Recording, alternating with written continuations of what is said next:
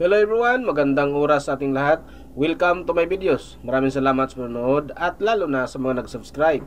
Thank you guys. At kung bago ka pa lang dito sa aking videos, huwag kalimutan mag-like, comment, share, and subscribe para updated ka sa aking mga bagong upload na mga videos na mayroong mga gandang kasaysayan at halaga tungkol sa ating mga barya. Guys, ito yung ating coins ngayon guys, ang round ship na si Melchora Aquino, ang 5 centimos na mayroong taon na 1967 hanggang 1974. Tapusin lang natin ang video guys para malaman natin ang tungkol dito sa baryang ito guys, dahil mayroon tong presyong napakataas dito sa ating mga selling online. The 5 centimos coins featuring Melchora Aquino, minted between 1967 and 1974 along with their auction records. The 5 centimos coins was part of the Philippines series issued by the Republic of the Philippines. This coins features a portrait of Melchora Aquino, known as Tandang Sura, a revolutionary figure who supported the Katipunan during the Philippine Revolution. Mayroon siyang composition guys na brass, 60% ang copper, 40% ang zinc. At mayroon siyang timbang na 2.5 grams, mayroon na diameter na 18.6 mm. At ang edge naman ito ay plain. Ang shape naman ay round. Orientation nito guys ay queen alignment. At na-demonetize na ito guys noong January 2, 1980. Dito naman tayo guys sa ating mintage at saka yung mint mark. Ang ating 1967, mayroong ginawang 40 million pieces at Manila Mint. Ang ating 1968 ay mayroong ginawang 50 million. Manila Mint pa rin.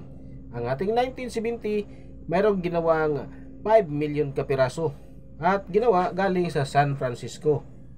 Ang ating 1972, mayroon siyang 7,744,000 kapiraso at ginawa doon sa Denver.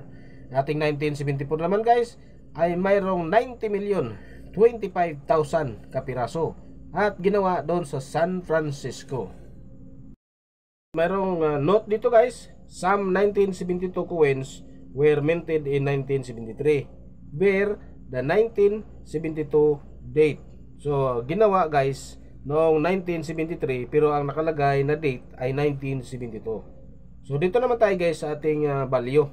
Ang ating 1967 guys, Manila Mint, mayroon siyang very fine 0.27 US dollars. Ang extra fine naman ay 0.42 US dollars. Uncirculated condition ay $1 and 1.03 US dollar. Ating 1968 Manila Mint, mayroon siyang uncirculated condition na 0.59 US dollars.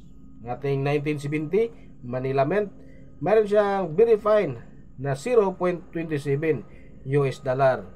At ang kanyang extra fine 0.52 US dollar.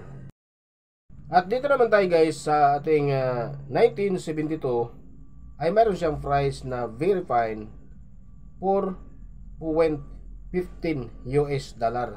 Extra fine 5.95 US dollar. Uncirculated condition 7.60 US dollar. So Manila Mint pa rin yan guys. Ang ating 1974 guys ay walang nakalagay, walang specification kung magkano ang kanyang presyo. So ibig sabihin guys, tataas pa ito sa darating na panahon. Kapag blanco ang ating specification guys, may posibilidad pa na mas mataas pa ang kanyang halaga sa baryang ito guys. Dito naman tayo guys sa ating auction record. Ang notable auction record for this series is a double struck 1964 and 1967 5 centimos coin which was sold by the Heritage Auctions on July 5, 2022. The coin was graded MS63 by PCGS and featured a second strike 40% off center error. This unique error coins emphasize the premium that collectors place on minting. Dito sa selling online natin guys sa eBay ay may halagang 16,914 pesos .43 centavos at galing ng NGC ang kanyang grado MS65 meant error. Sumabot ng 16,914 pesos point 43 centavos. So yun guys ang mga nakuha natin mga impormasyon guys dito sa ating barya guys na 5 centimos na si Melchora Aquino. Maraming salamat guys sa panonood at God bless sa ating lahat.